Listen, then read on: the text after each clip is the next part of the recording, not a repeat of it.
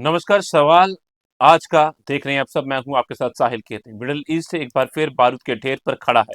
Hormuz straight से लेकर दक्षिणी लेबनान तक जंग का दायरा लगातार बढ़ता जा रहा है। अमेरिका ने दावा किया है कि उसने ईरान के रडार सिस्टम और ड्रोन क्षमताओं को निशाना बनाकर बड़ा सैन्य हमला किया है। इसके जवाब में ईरान ने कुवैत और बहरीन की और बैलिस्टिक मिसाइलें दागी। हालांकि अमेरिका कह रहा है कि ज्यादातर मिसाइलें हवा में ही मार गिराई गई, लेकिन इस टकराव ने पूरी खाड़ी क्षेत्र को हाई अलर्ट पर ला दिया है।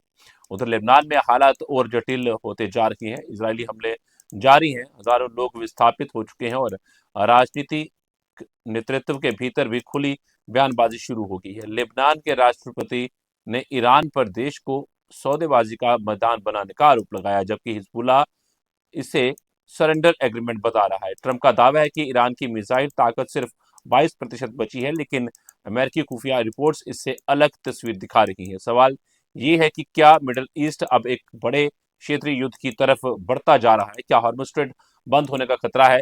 और क्या लेबनान एक नए ग्रह संकट की तरफ जा रहा है? रुक करेंगे। हमारे साथ दो खास मेहमान जुड़ चुके हैं और उनसे भी इन बातों को समझने की कोशिश करेंगे और जानेंगे। दो खास मेहमान, विंग कमांडर हमारे साथ आलोक साहे, डिफेंस एक्सपर्ट। सर धन्यवाद, शुक्रिया समय देने के लिए बहुत बहुत।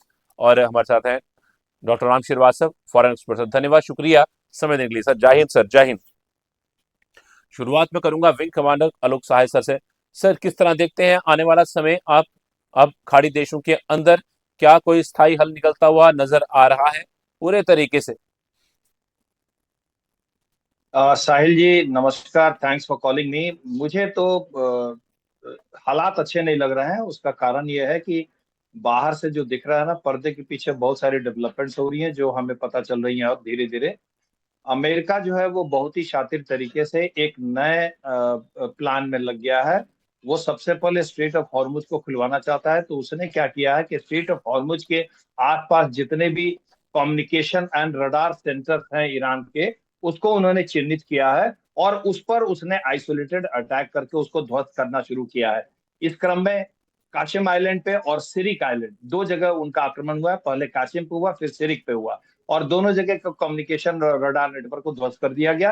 तो अमेरिका भी ये चाहता है कि इस क्षेत्र में स्ट्रेट ऑफ हॉर्मुज से जो भी कम्युनिकेशन नेटवर्क हो या जहाजों की गतिविधियां जिस रडारों से आप देखते हैं, वो क्षमता ईरान की इस क्षेत्र में खत्म हो जाए, ताकि इस क्षेत्र को वो अपने जहाजों से अच्छी तरह से खुलवाने के लिए आगे बढ़े।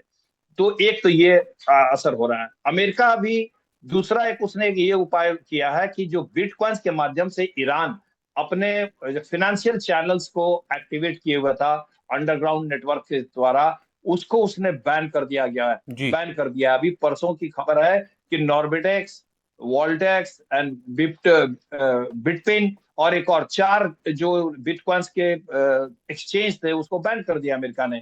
और उस चैनल को भी अमेरिका ने खोज के निकाला है जिस चैनल से ईरान का जो कैश है वो बाहर के पेट्रो डॉलर्स में कैसे वो कन्वर्ट हो रहा था और कैसे बिटकॉइन से उसको फायदा हो रहा था।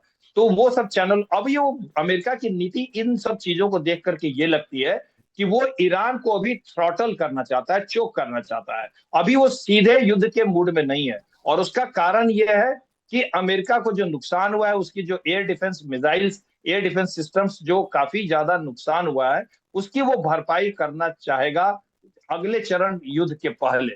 तो अमेरिका अभी इस हालत में नहीं है कि वो पूरा बुरी तरह से उलझ जाए फिर ईरान से, क्योंकि वो अपने पैट्रियट एरो 3 मिसाइल्स जो काफी कम है, उसको 4 टाइम्स ज्यादा उसका प्रोडक्शन लाइन बढ़ाने का आदेश दिया गया है। इसके अलावा जो थर्ड सिस्टम है, उसके अलावा जो रीपर, आज ही खबर आई है कि रीपर ड्रोन की जो कंपनी है, उससे उन्होंने बोला है कि 9 रीपर ड्रोन उनके पास है, वो तुरंत अमेरिका खरीदेगा।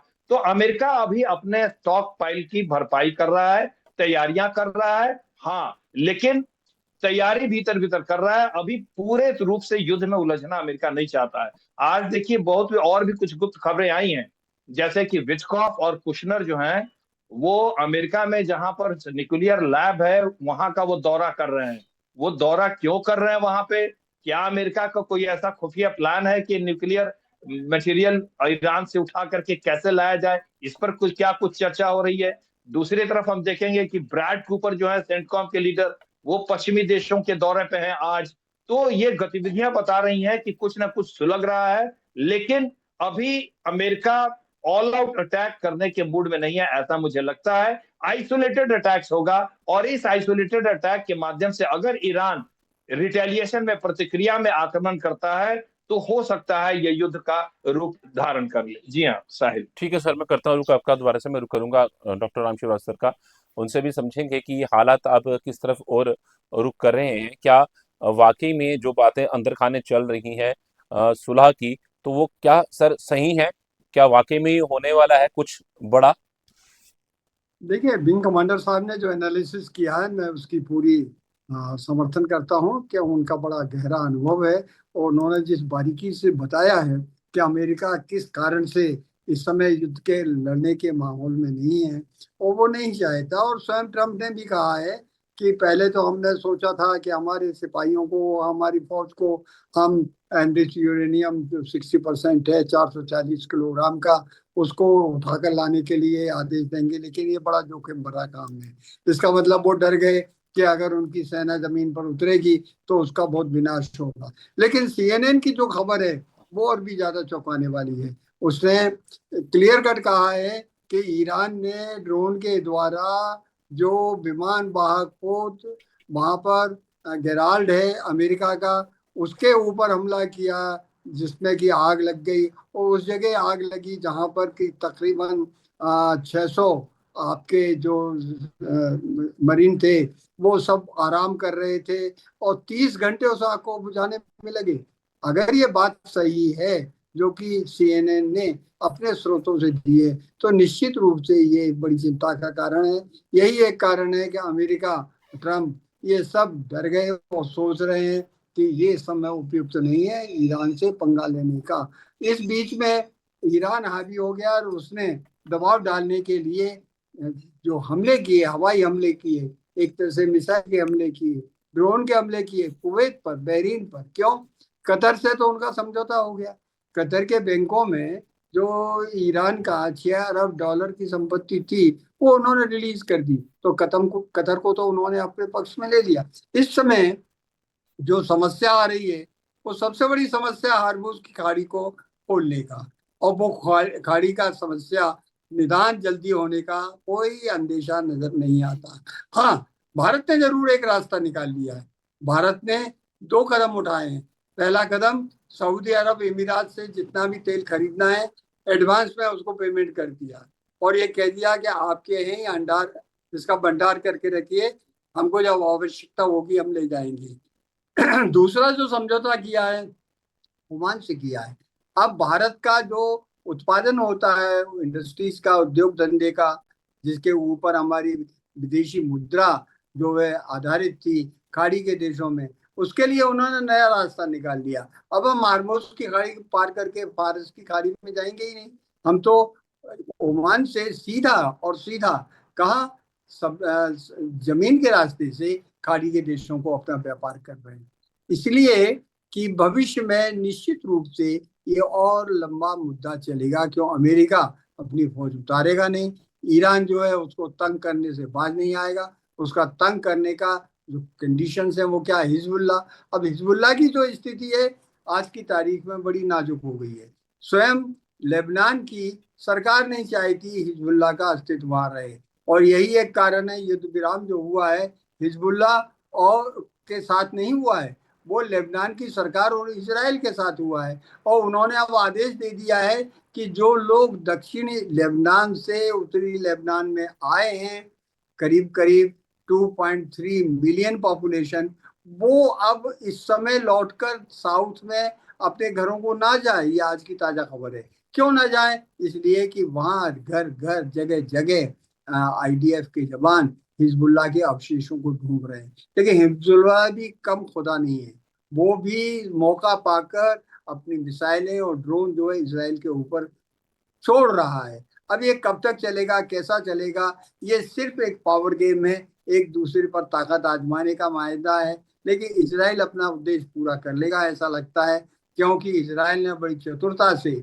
ईरान और अमेरिका को आपस में वार्ता के जाल में फंसा दिया है, और स्वयं जो है दक्षिण लेबनान का विस्तार करके अपने कब्जे में करके उस जगह को कभी खाली नहीं करेगा और ग्रेटर इजराइल बनाएगा। ये मुझे नजर आ रहा है। अब भविष्य में क्या होगा ये हम और आप देखेंगे। ठीक है सर, मैं करता हूँ रुक आपका दोबारा से मैं रुक लूंगा विंग कमांडर आलोक सहाय सर का।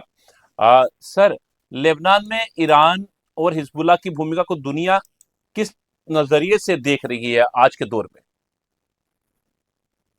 साहिल जी देखिए, लेबनान का जो इशू है वहां पर मेन झगड़ा जो है वो इस बात का है कि वहां पर हिजबुल्लाह ने अपनी पैरेलल आर्मी बना ली है और वो लेबनान की आर्मी से भी ज्यादा शक्तिशाली है। तो वहां पर लेबनान शासन के ज्यादा इनका ऊपर चलता नहीं है हिजबुल्लाह के ऊपर में। तो झड़प जो है ये दशकों से चल रहा है, काफी पहले से इस झगड़े का मुद्दा ये रहा है। तो 2015 में एक समझौता कराया गया था, हिजबुल्लाह, इजराइल, यूएस, यूएन और कई पश्चिमी देशों ने उस पर साइन किया था। उसमें ये करार हुआ था कि आप लिटनी रिवर के दक्षिण में हिजबुल्लाह का कोई भी आर्म्ड प्रेजेंस नहीं होगा, और इसी बात पर समझौता होकर के शांति स्थापित करने का प्रयास किया गया था। लेकिन उसके बाद से ही, वो समझौता होने के बाद भी आप देखिए हिजबुल्लाह ने लिटनी रिवर के दक्षिण में अपने आर्म्ड प्रेजेंस बना लिए, अपने आर्म सेंटर्स बना लिए, अपने कमांड सेंटर बना लिए, और जब भी आक्रमण होता है ईरान के इशारे पे वहां से रॉकेट और मिसाइल से वो आक्रमण करता रहा है। तो ईरान इस बात को काफी दिनों से झेलता रहा है, और अब ईरान को ये मौका मिला है कि हिजबुल्लाह के इस गढ़ को खत्म किया जाए, और वो बुरी तरह से उनके पीछे पड़ गया है। उसने न सिर्फ लिटनी नदी तक उनको मारा और खदेड़ा, बल्कि अब लिटनी नदी के उत्तर में भी इजरायली फौज पहुंच गई है, और वहां भी 20-30 किलोमीटर अंदर जाकर के वो हिजबुल्लाह का तहस नहस कर रहे हैं, और काफी लड़ाई तेज चल रही है। बीच बीच में साहिल जी आप देखते होंगे खबरें आ रही हैं कि युद्ध विराम की घोषणा हो गई है लेबनान के साथ और इजराइल के साथ में। ये बकवास की बातें हैं। युद्ध विराम की जो बातें हो रही हैं वो लेबनान गवर्नमेंट और इजराइल के बीच में हो रही हैं। लेबनान सरकार से तो इजराइल का झगड़ा है ही नहीं, झगड़ा है हिजबुल्लाह के साथ। तो वो युद्ध विराम की घोषणा होती है, इसीलिए आप देखेंगे कि तुरंत खबर आती है कि इजराइल ने फिर अटैक किया, खूब बमबारी की। तो ये झगड़ा, ये जो है वो हिजबुल्लाह जब तक वहां पे है, और ये काफी बहुत ही शक्तिशाली और मिलिटेंट ऑर्गेनाइजेशन है, ये विश्व की सबसे बड़ी नॉन स्टेट आर्मी है। तो लेबनान का झगड़ा ये जल्दी सुलझने वाला नहीं है, और ईरान ने भी कमर कस ली है कि इस बार वो हिजबुल्लाह को एक अच्छी चोट पहुंचाए और उसकी कमर बुरी तरह से तोड़े। तो ये लंबा चलेगा। जी हाँ। जी, ठीक है सर, मैं करता हूँ रुक दोबारा मैं रुक करूंगा डॉक्टर राम श्रीवास्तव सर का। सर, क्या इजराइल दक्षिणी लेबनान में लंबा सैन्य अभियान चलाने की तैयारी कर रहा है? क्या खाड़ी देशों पर मिसाइल हमले अरब देशों की सीधे युद्ध में आने वाले समय के अंदर ला सकता है, ऐसे हम देख सकते हैं?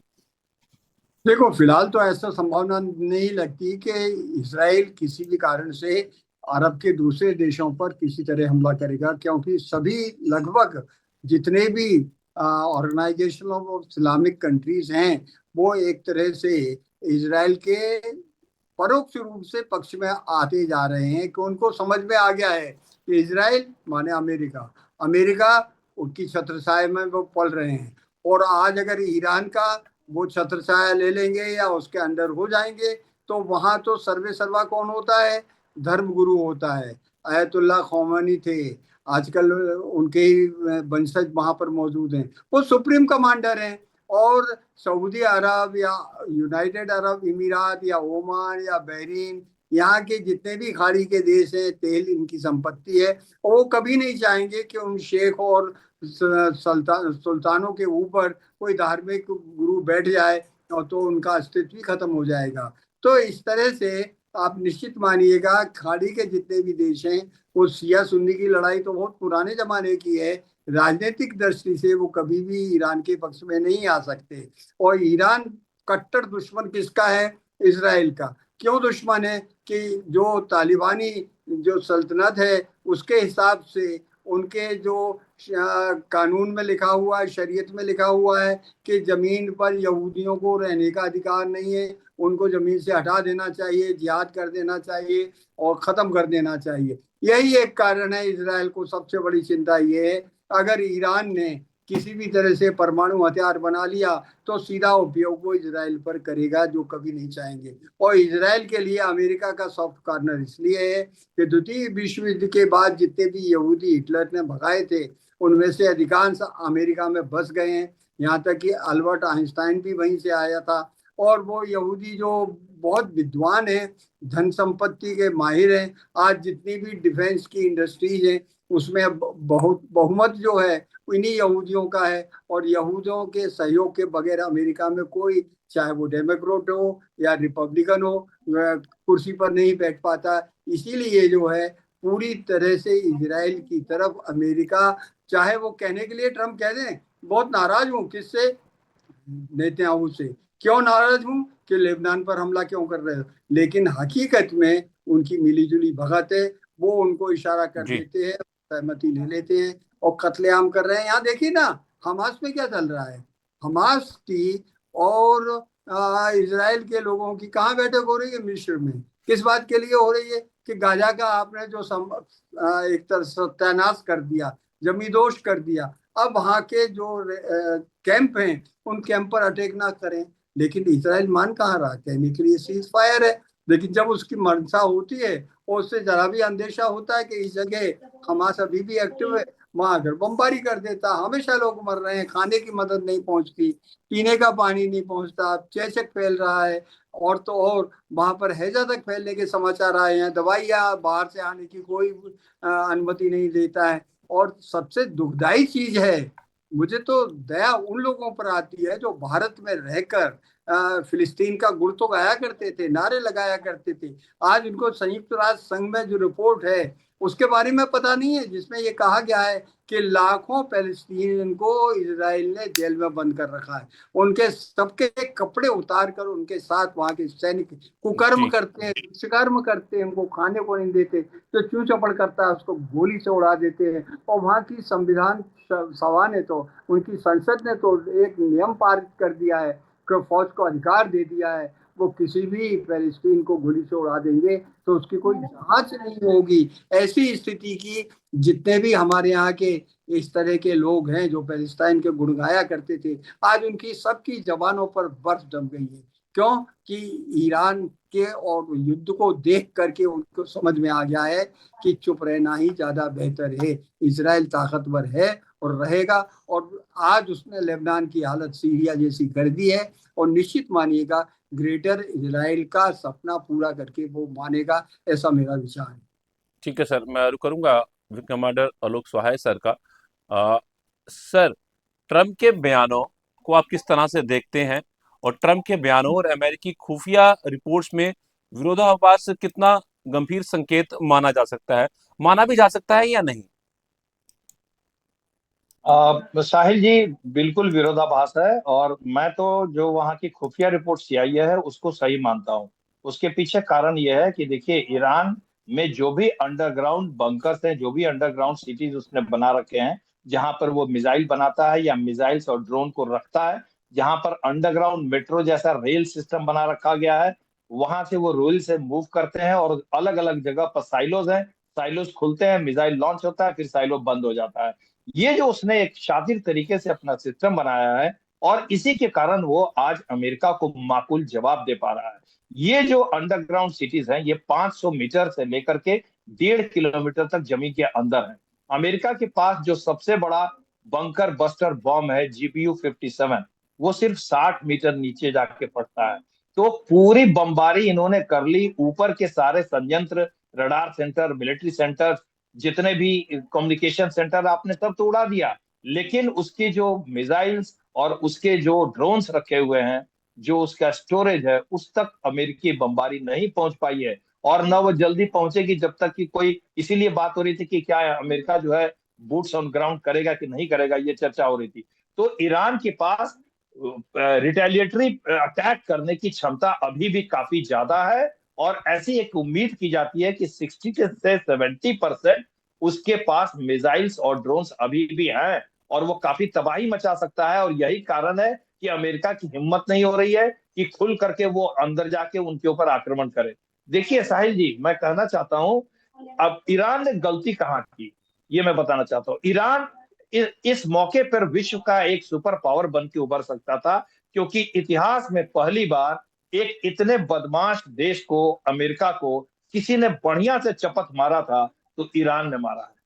ईरान ने दिखा दिया, बहुत बड़ी नाक कटी है अमेरिका की, इसमें कोई शक नहीं है। क्या इस युद्ध के पहले कोई सोच सकता था कि अमेरिका से सीधा उलझने के बावजूद वो अमेरिका को इतना परेशान कोई देश कर सकता है विश्व में? नहीं। तो दिक्कत कहां है? ईरान ने जो प्रॉक्सी ऑर्गेनाइजेशन जो खड़े कर रखे हैं, हमास, हिजबुल्लाह और हुतीज, ये इनका जो काला रूप है, उसके कारण ईरान की थोड़ी बदनामी होती है और आम जनता उसको सपोर्ट नहीं करती है। क्योंकि देखिए, रिलीजियस फंडामेंटलिज्म के आधार पर कोई भी मिलिटेंट सेना अगर खड़ी होगी, तो आम जनता की सहानुभूति उसके साथ नहीं होती है। इसीलिए आप देखिएगा कि भारतीय जनता में भी उसके आम सहानुभूति नहीं है, क्योंकि पीओके में भी ये हिजबुल्लाह और हमास के लीडर देखे गए थे पिछले साल। तो आप एक बार मिलिटेंट ऑर्गेनाइजेशन आप खड़ा कर लेते हैं, फिर आप उसको कंट्रोल नहीं कर सकते हैं। पाकिस्तान इसका सबसे बड़ा उदाहरण है। पाकिस्तान ने तालिबान खड़ा किया और आज वही तहरीके तालिबान पाकिस्तान उसको गले के फांस बना हुआ है। पाकिस्तान ने जितने मिलिटेंट ऑर्गेनाइजेशन खड़े किए, आज देखिए पाकिस्तान उन्हीं से भुगत रहा है। तो मिलिटेंट ऑर्गेनाइजेशन खड़े करने की जरूरत नहीं थी। ईरान खुद ही इतना ताकतवर है, उसने जम के जवाब दिया है अमेरिका को। पूरे विश्व में उसकी सराहना हो रही है कि पहला एक देश है जिसने अमेरिका को चपत मारी है। तो ईरान को थोड़ा सा अपना स्वरूप बदलना पड़ेगा अगर उसको अपना इमेज विश्व में खड़ा करना है और एक विश्व शक्ति के रूप में उभर कर सामने आना है। तो जी हाँ साहिल जी। ठीक है सर। डॉक्टर रामचंद्र सर, क्या अमेरिका ईरान बैक चैनल बातचीत अब भी किसी समझौतों की संभावना बचाए हुए है, या ये यूं ही चलता रहेगा और छुटपुट घटनाएं हम देखते रहेंगे और पूरे तरीके से कोई हल जो है दोनों देश निकाल ही नहीं पाएंगे? देखिए, अगर सामरिक दृष्टि से देखा जाए और शस्त्रों के हिसाब से देखा जाए, टेक्नोलॉजी के हिसाब से देखा जाए, वार टेक्नोलॉजी के हिसाब से देखा जाए, तो ईरान अगर अमेरिका से पंगा ले रहा है तो सिर्फ ग्राउंड के बलबूते पर कर रहा है।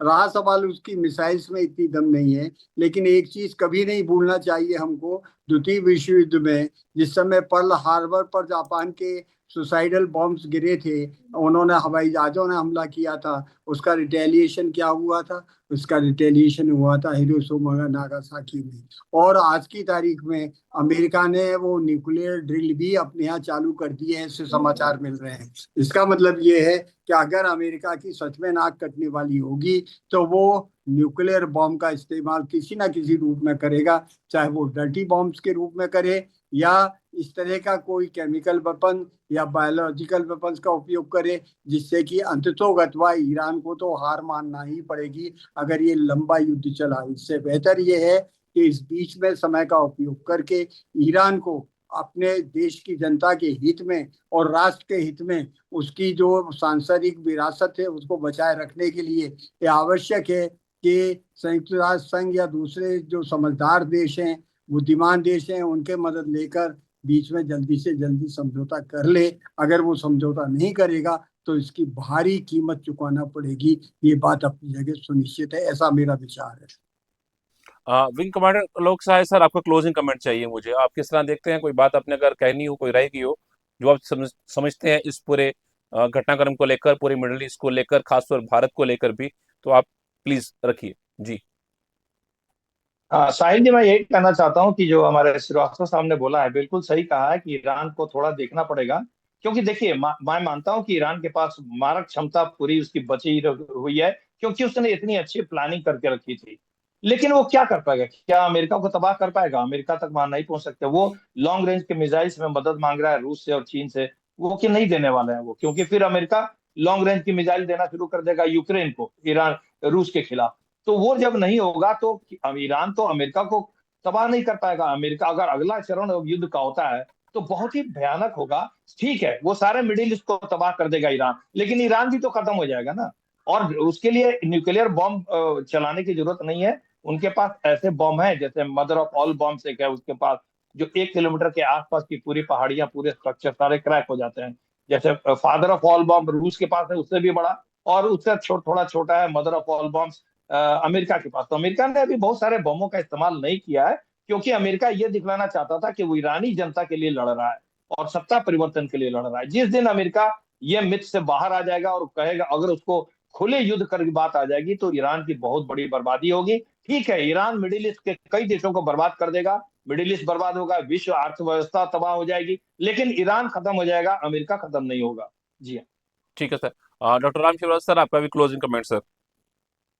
देखिए, परिस्थिति जितनी भी है, उस पूरे माहौल में अगर एकमात्र उम्मीद दिखती है तो भारत की जो कूटनीतिक पहल है वो महत्वपूर्ण है। जयशंकर जो हैं हमारे, देखिए प्रधानमंत्री भी अभी रूस भी जाने वाले हैं, चाइना के भी लोग हमारे संपर्क में हैं, इसराइल के प्रधानमंत्री से तो हमारे प्रधानमंत्री की अक्सर बात होती रहती है। यहाँ बचकाना हरकतें ट्रंप की जो है इस पूरे माहौल को बिगाड़ने में काम कर रही हैं। अगर वो कुछ समय के लिए चुप हो जाएं और ये शांति वार्ता चलने दें तो इस समस्या का हल हो जाएगा। लेकिन ट्रम्प को तो ऐसा लगता है किसी कीड़े ने काट रखा है, जो कि उनको मीनिया बना रखा है। आज शाम को कुछ स्टेटमेंट देते हैं और नींद खुलने के बाद सुबह उठकर कुछ दूसरा स्टेटमेंट देते हैं। ये अंतर्राष्ट्रीय राजनीति का एक बहुत काला पहलू है। इतने बड़े देश का इतना बड़ा राष्ट्रपति अगर अपनी स्टेटमेंट में बचकानी बातें करेगा तो निश्चित रूप से राजनीतिक दृष्टि से अस्थिरता होगी। और मेरे विचार में आज जो कुछ भी समस्या ईरान और अरब के देशों की है, उसके लिए अगर कोई एक व्यक्ति जिम्मेदार है तो वो ट्रंप जिम्मेदार है। और जब तक ईश्वर उनको सद्बुद्धि नहीं देगा तब तक ये परेशानियां चलती रहेगी। ठीक साहिब है। जी। ठीक है सर, आप दोनों का बहुत धन्यवाद हमारे साथ जुड़ने के लिए। विंग कमांडर लोक सहाय सर, आपका धन्यवाद, शुक्रिया समय देने के लिए। और डॉक्टर राम श्रीवास्तव सर, आपका भी बहुत धन्यवाद, शुक्रिया हमें समय देने के लिए। तो मिडल ईस्ट की जंग अब सिर्फ इसराइल और ईरान तक सीमित नहीं दिखाई दे रही। Hormuz strait, Lebanon, Kuwait, Bahrain और खाड़ी क्षेत्र के कई देश सीधे तनाव की चपेट में आ चुके हैं। एक तरफ अमेरिका अपनी सैन्य ताकत का प्रदर्शन कर रहा है, दूसरी तरफ ईरान जवाबी हमलों से पीछे हटने को तैयार नहीं दिख रहा। लेबनान के भीतर बढ़ती राजनीतिक दरारें हालात को और खतरनाक बना रही हैं। सवाल सिर्फ युद्ध का नहीं, बल्कि पूरे क्षेत्र की स्थिरता, वैश्विक तेल सप्लाई और आने वाले भू राजनीतिक संतुलन का है। फिलहाल दुनिया की नजरें मिडल ईस्ट पर टिकी हैं। सवाल आज का में इतना ही। मुझे दीजिए इजाजत। नमस्कार।